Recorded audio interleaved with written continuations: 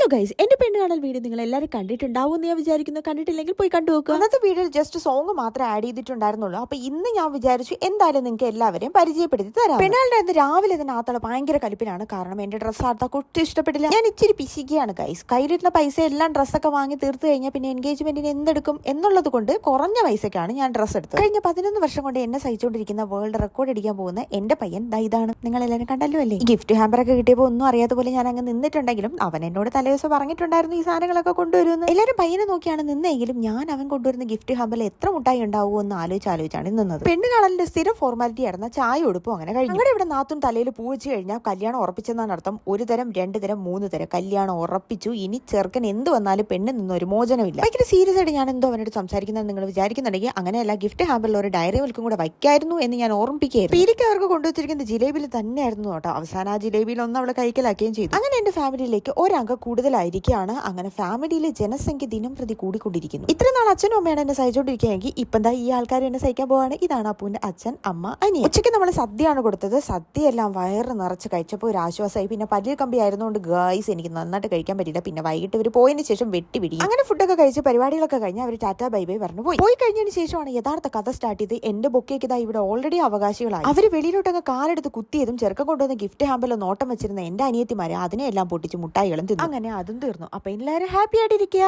By.